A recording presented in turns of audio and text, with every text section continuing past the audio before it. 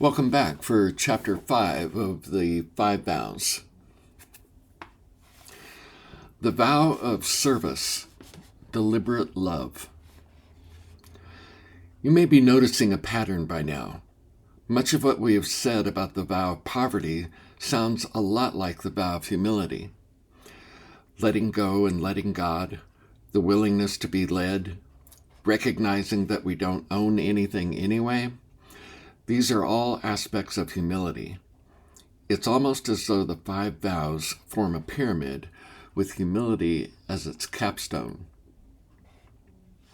In sacred symbology, 5 is the number of man and is represented by the 5-pointed star. Humility is at the top, at the crown chakra, because to be humble is to be receptive. The left hand is the hand of receiving, and the right hand is the hand of giving. Hence we have, let not the right hand know what the left hand is doing.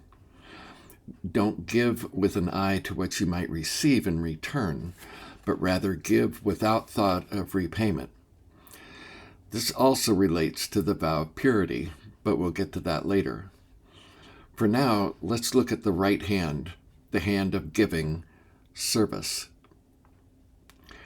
The split between heart and brain is well known, and while we have the capacity to love, few of us can direct it. We can direct our attention if we've developed the ability to concentrate, but we have a hard time summoning love when it is not already there. In other words, we find it difficult to love deliberately. This is at the heart of Jesus' words. If you love those who love you, what reward will you get? Are not even the tax collectors doing that? And if you greet only your own people, what are you doing more than others? Do not even the pagans do that? Be perfect, therefore, as your heavenly Father is perfect. How many people in the world suffer from the condition known as failure to thrive?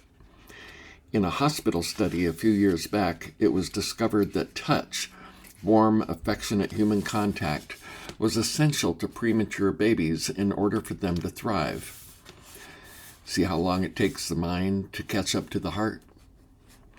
Those who received it did well. Those who didn't usually did not survive. Much of the trouble in the world can be directly traced to the lack of deliberate love. It is the one thing we all need, if not actual touch, then warm, affectionate regard. After all, we touch each other all the time with our minds. At its core, service is about deliberate love. Moral conscience evolves from acting morally to thinking morally to being moral. It takes courage to act morally, to do the right thing, to love deliberately. Why is it that some people can walk down the street through the most dangerous situations and not get accosted? It is because they do not judge those they see there. Judgment is the highest form of disservice there is, because it is an attempt to trap the other person in his error. Judgment says, you are evil, when that person's soul knows that it is not. Don't be the person who tries to kill people's souls by condemning them to their error. To serve is to exercise the heart. It is to love deliberately and then act accordingly. Deliberate love lacks sentimentality. It loves whether it feels like it or not. It loves not according to a set of standards, but according to what the other person needs. We don't love only those who love us, those who are like us. We love anyone who needs love, and that includes everyone. Nothing cleans the pipes of the heart like deliberate love, because deliberate love is powered by will. If we are always seeking to be loved by others, we will quickly lose the ability to discriminate between love and that which is not love. We will draw to ourselves all manner of unclean spirits, as it says in the Bible. Desire is a vacuum, and there is no greater desire than the desire for love. Only by practicing love, by loving deliberately, can we remain clear about what love is and what it is not. Giving love. The heart has been largely corrupted by selfishness and vanity. Living in a me-centered world can cause the ability to give love to atrophy. This is why charity work is so important to one's spiritual growth. Giving money to charities is not enough. You need to be personally involved. If you don't have time to spare, then you have to work charity into your everyday living, into your job, your free time, your relationships. This is something we all need to do anyway, but the demands of daily life can be overwhelming, so we need to make the extra effort to make sure the giving aspect of our heart doesn't shut down. This giving aspect is the difference between loving and wanting to be loved. Both are legitimate needs, but to be healthy, they must be kept in balance. They don't always have to have an equal charge, but they need to stay within a dynamic range that allows for the full expression of both. Since the predominant mood of the world is fear, we can assume that our default setting is looking out for number one.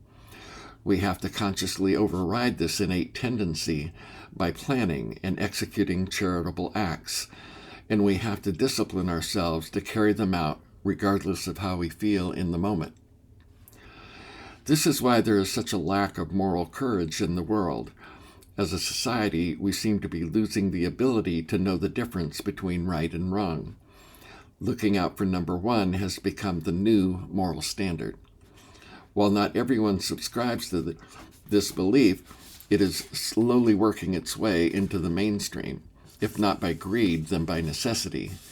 Those who have want more, and those who don't have will get what they need by any means necessary. This is spiritually dangerous because it is an expression of fear, not love.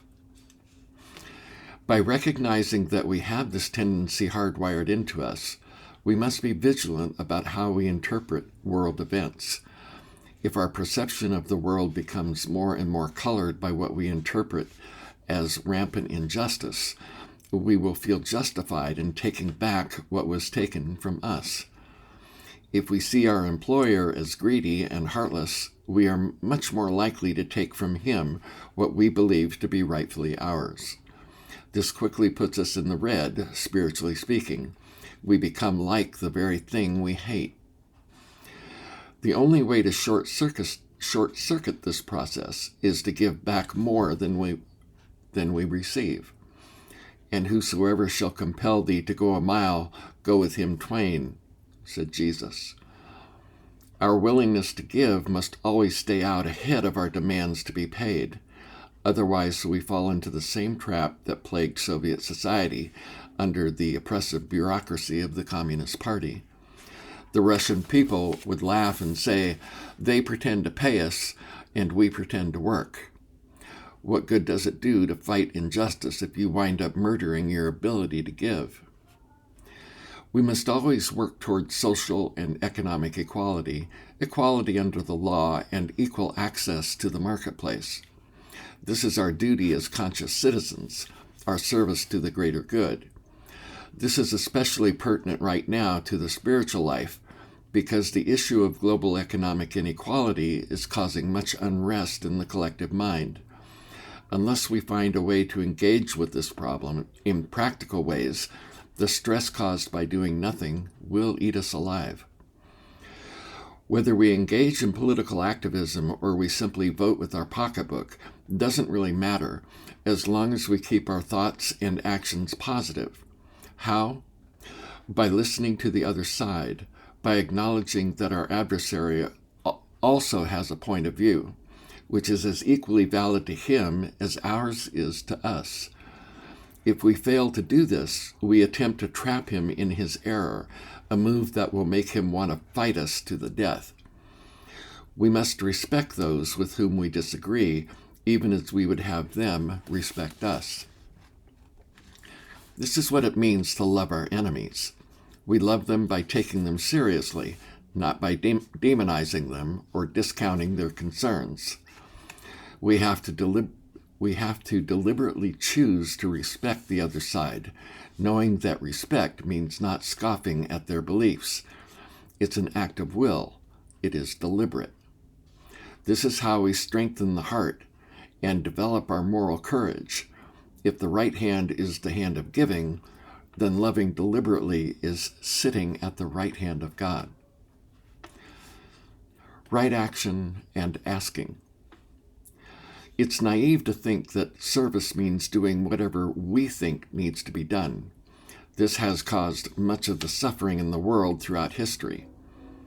No one knows with certainty what needs doing.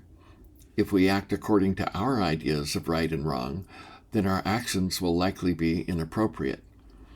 Even if we do know what another person needs, unless he needs it now and unless he needs it from us, anything we attempt to give him will most likely cause him more harm than good.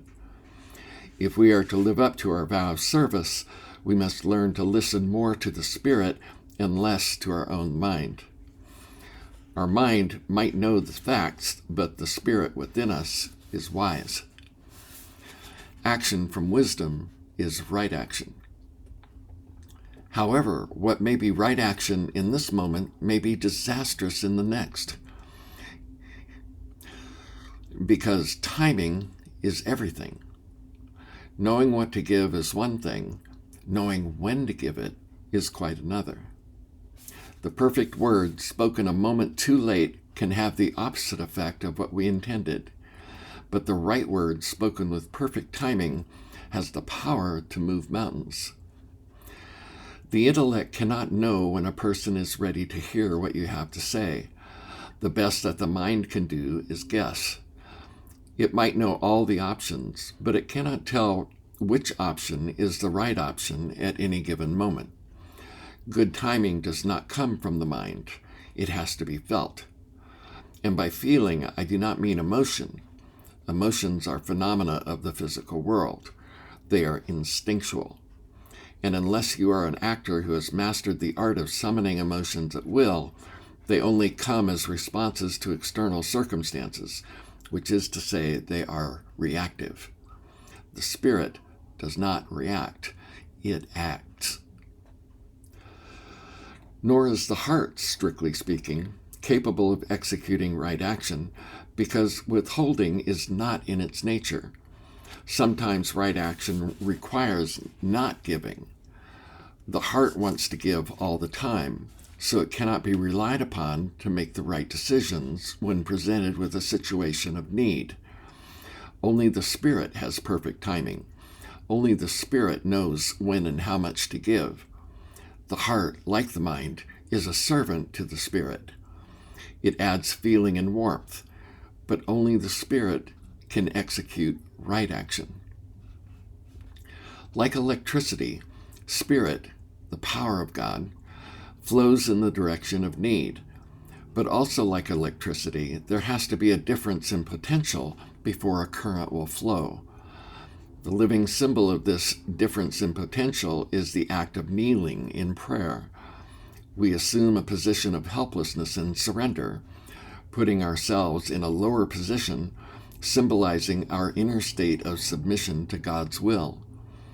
Symbolic action such as kneeling is powerful when performed consciously and with understanding. Kneeling is the physical expression of asking. Often in our desire to serve others, we attempt to impose our will where no request has been made. Thinking that we are wise in our dispassionate objectivity, we assume to know more about the power of God than God does. Trying to give when there has been no request has the effect of running an extension cord out of one wall socket into another. All you will get is a lot of sparks and possibly a fire. It is far better when attempting to respond to a request to feel the energy. Let it show you where it wants to go. The best teachers teach by raising a question in the minds of their students. Unless and until there is a question, nothing's going to get in. The ego will simply not permit it. Similarly, unless people ask for your help, don't try to serve them. They will only find your attempts annoying. The highest form of service you can offer is to get in touch with the God of you, which is also the God of them, and present yourself as a conduit of grace. And if the person requests it, and if you are so inclined, you can lay your hands on him and give him a healing, thus giving the world of spirit and the world of matter a way to more intimately connect. In order to have right action, a request must be made. You can only truly help people when they ask for it. But sometimes the request isn't obvious. Sometimes it can be an unspoken request. This is why we must learn how to be in touch with the Spirit of God within us. We have to know what it knows. Only then can we be truly helpful. Only then can we truly serve. Stepping into the consciousness of service primes the pump for this kind of direct knowing. By taking the vow of service, we align ourselves with Spirit. Life is a force, and when we align ourselves with it, it will show us the direction in which it wants to move. The art of doing nothing. We cannot truly be of service to another person until we master the art of doing nothing. It's easy to jump in and provide what we think is needed, but the world groans under the weight of such good intentions. People and institutions doing what's best for the poor unfortunates around them. More often than not, our good deeds miss the mark, and we wind up doing more harm than good. Our blunderings make us spiritually deaf and blind, and our failed attempts to fix the world can make us cynical. We become jaded, and eventually we can grow to hate those who stubbornly refuse to accept our wisdom and development. Too often, we think we perceive a vacuum in other people, and we rush to fill it with what we think they need. This is the very opposite of being nurturing. The need is there, obviously, but if we assume we know what it is, we only set the stage for disaster. We only have to look at the many examples of missionary zeal throughout history to see the wreckage left in the wake of those who sought to save others. The problem lies not in the other person, but in ourselves. The vacuum is in us. St. Francis said, "O divine Master, grant that I may not so much seek to be understood as to understand. Nothing needs to be added, only revealed." In fact, until we know it is already there in people, it is impossible to give them what they need because we don't know what that is. Usually, the most helpful thing we can do for a person in trouble is to listen. The best service we can offer in a storm is a safe harbor.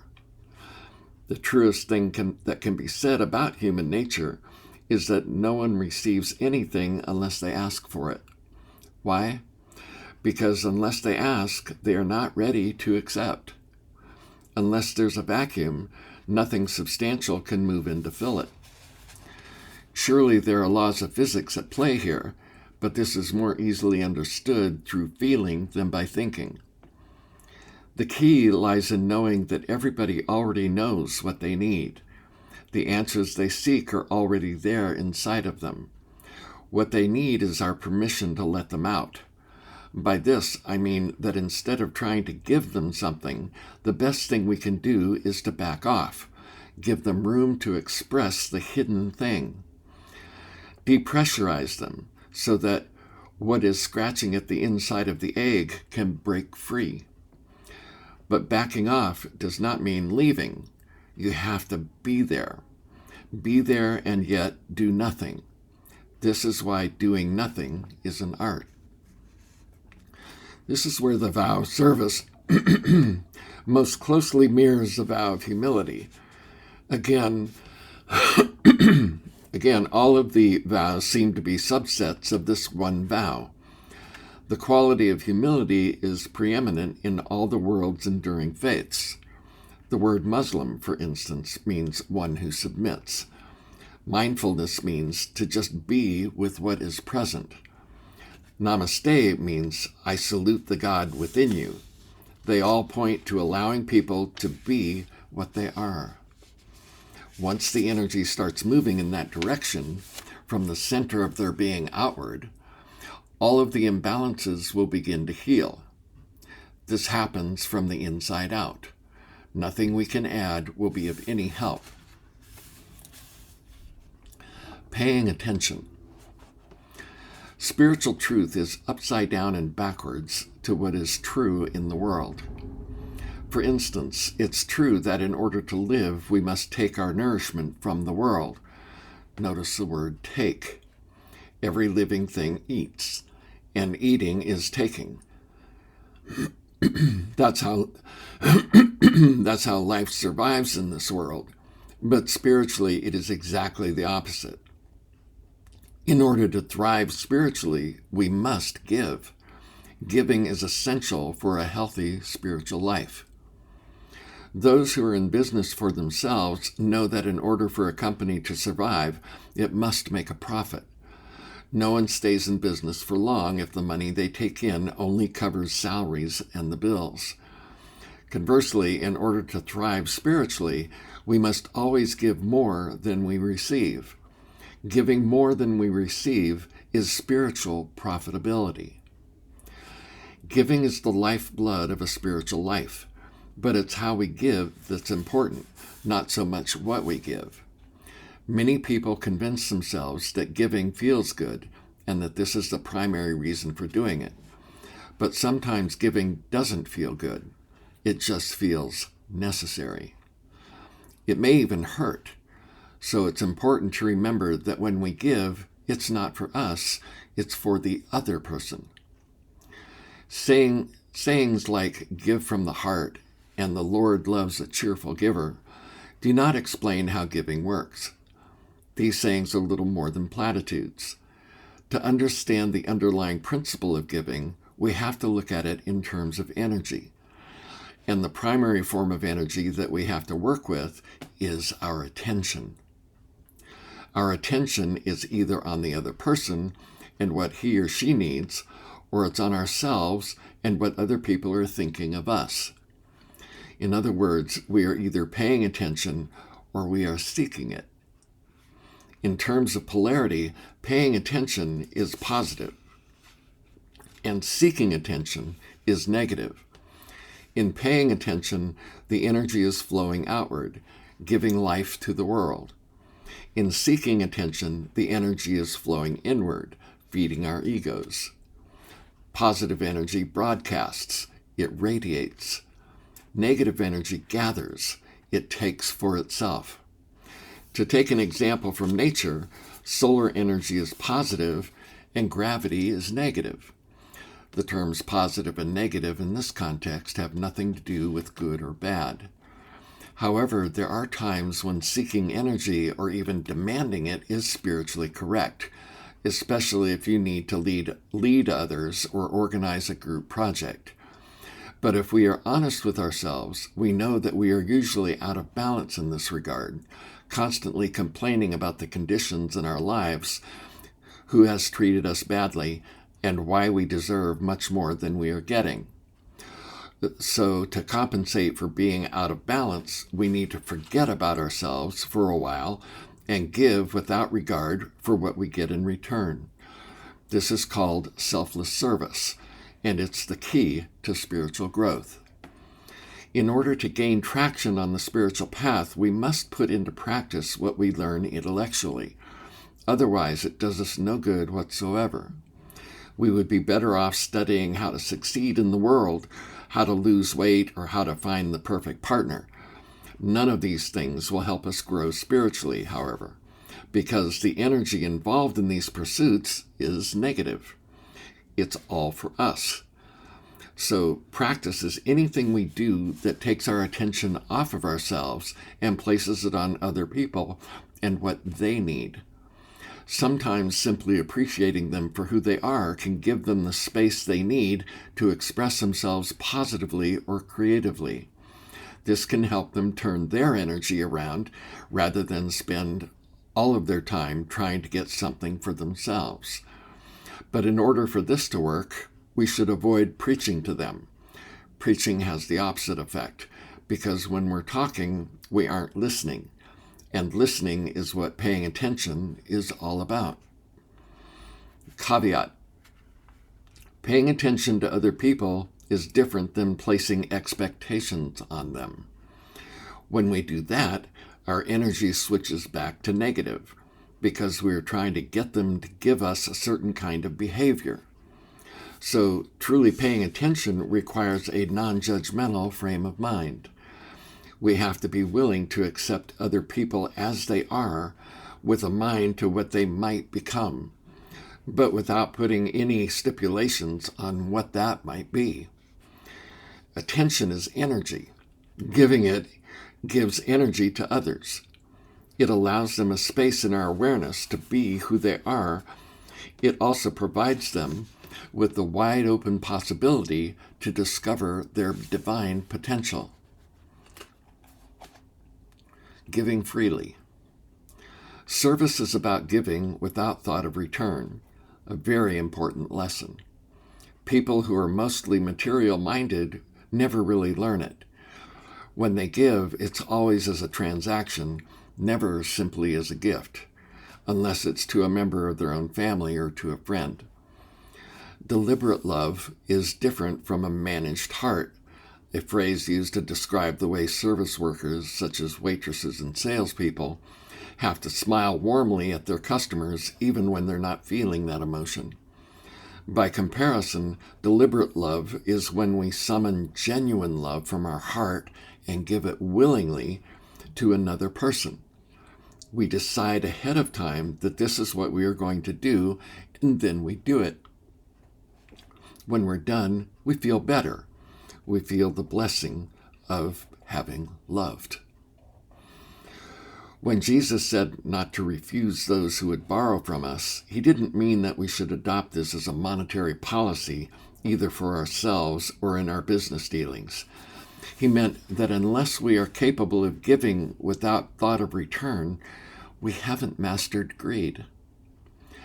Nothing undermines our inner peace like the feeling that others are keeping us from getting what we want.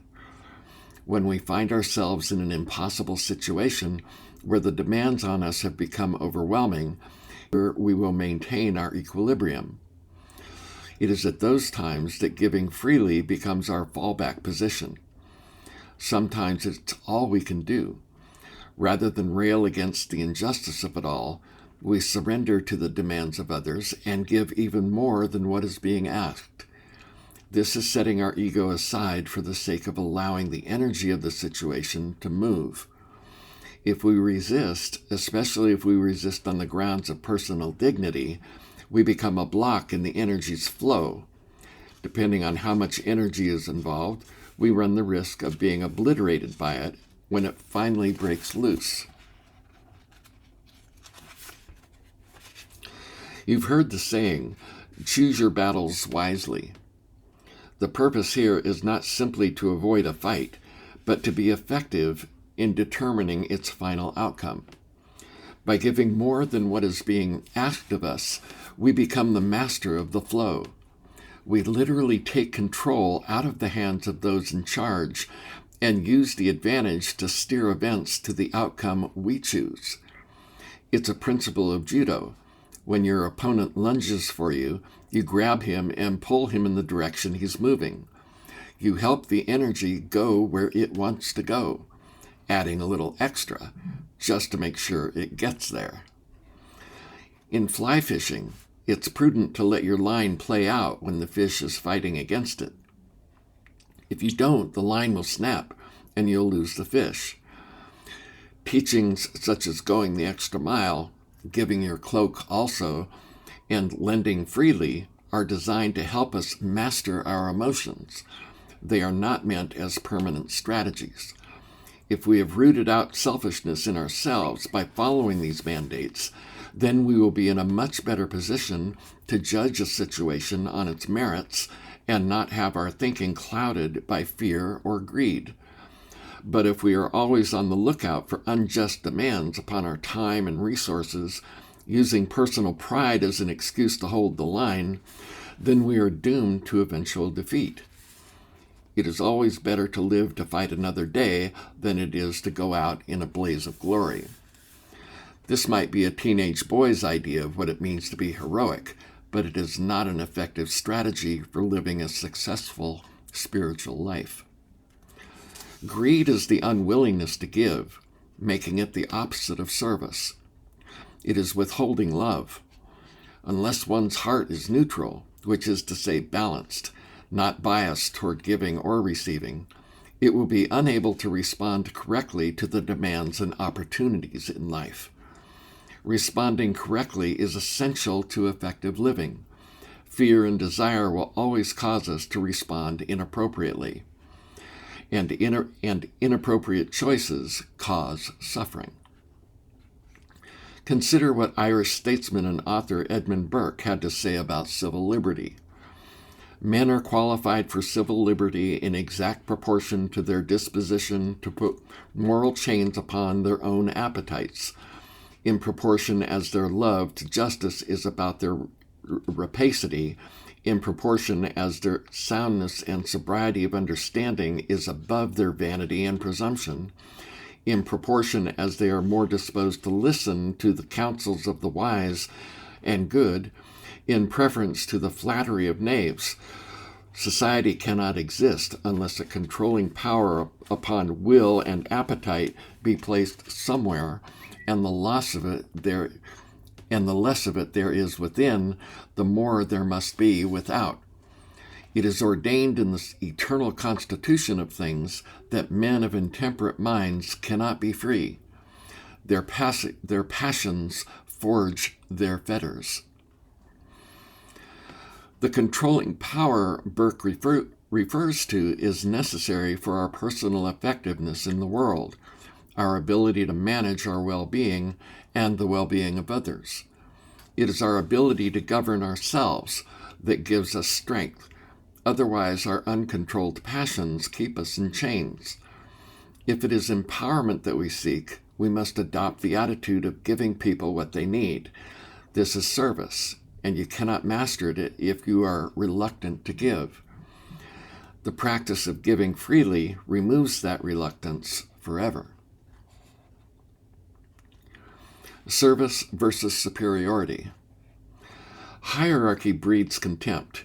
Jesus understood this when he said, He who would be greatest among you, let him be servant of all.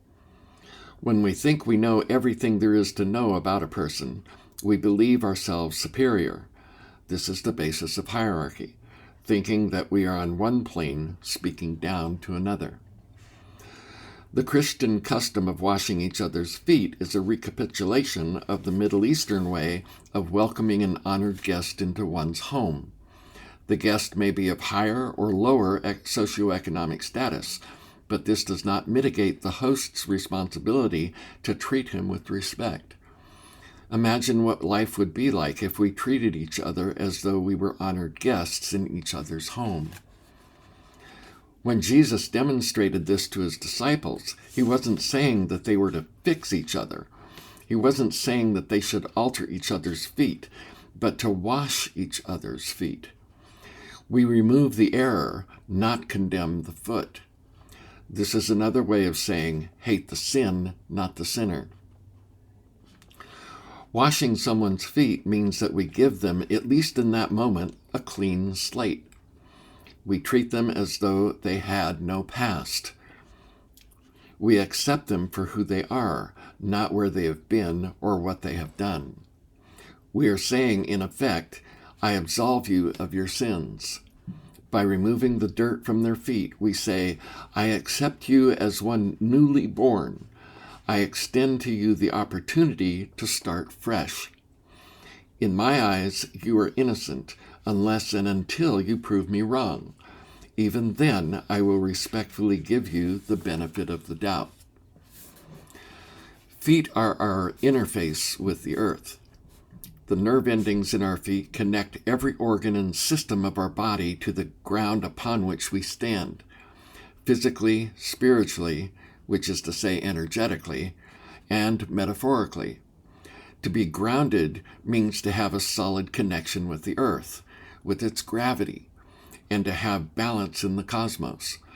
Therefore, washing another's feet is a way of acknowledging who they are in their totality, their wholeness.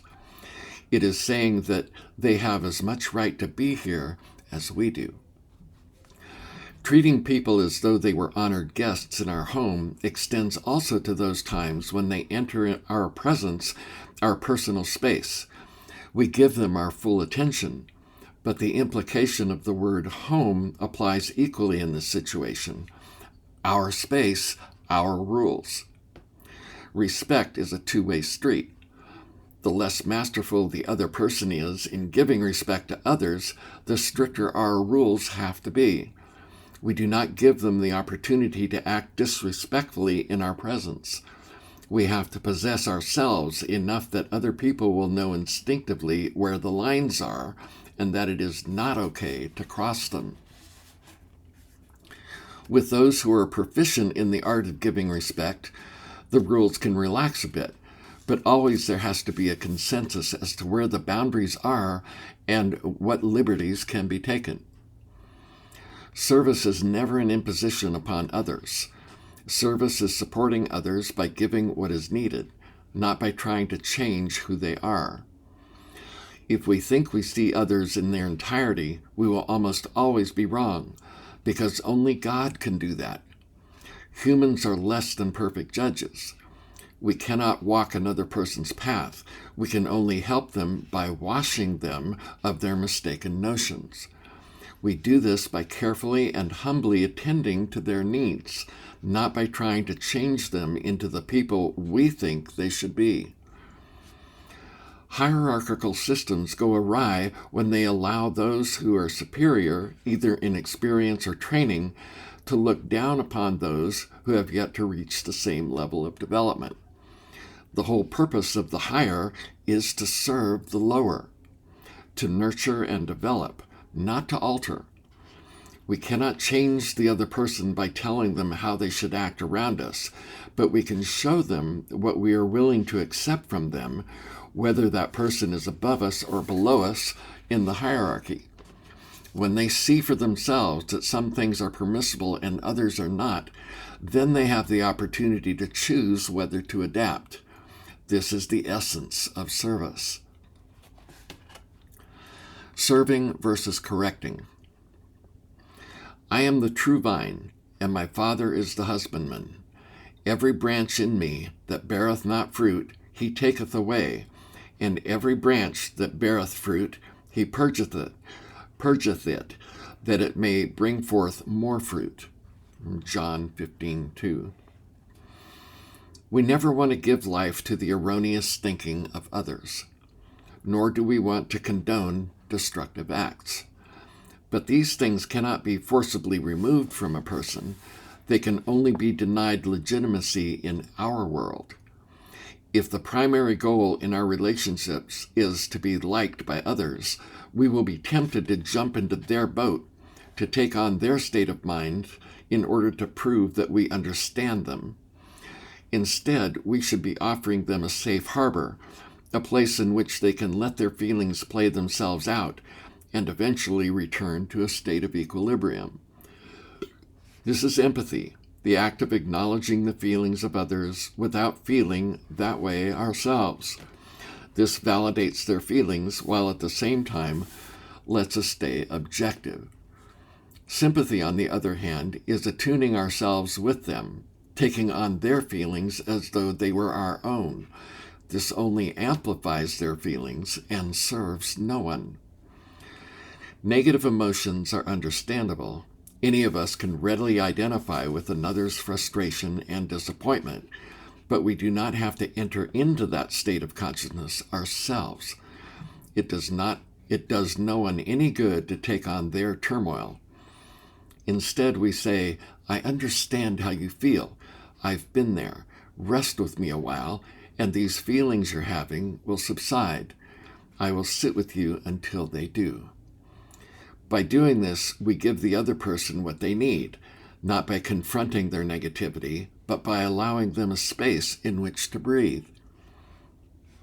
Unless we can maintain our own equilibrium in the face of their chaos, we cannot be of service to others. If we take on their turmoil and react to it, we only empower those feelings in the collective consciousness. We add to the negative energy instead of allowing it to dissipate. Our own peace, therefore, becomes essential to peace in the world. Jesus uses the metaphor of the branches of a tree where the birds of the air can come to roost. The branches are the structure of our thoughts, our ideas, and beliefs.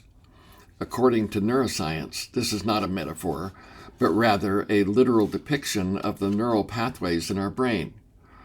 Since the ideas and the neural pathways share a common resonance, they act as receptors to ideas in the mass mind. They vibrate synchronously, just as one tuning fork can vibrate another. It is these structures that comprise our belief system, the way we think about the world, which is hardwired into our brain tissue. It takes a lot of work to change these patterns, lots of prayer and fasting, as Jesus said, which is to say that we have to stop thinking along those lines and thus starving the neural pathways in question.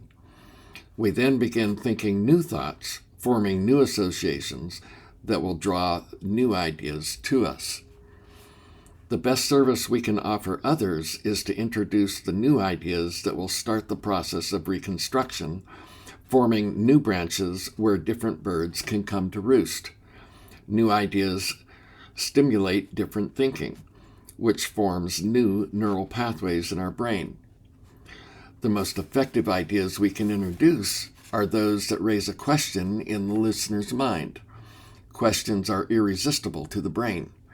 It will branch and rebranch until the question is resolved.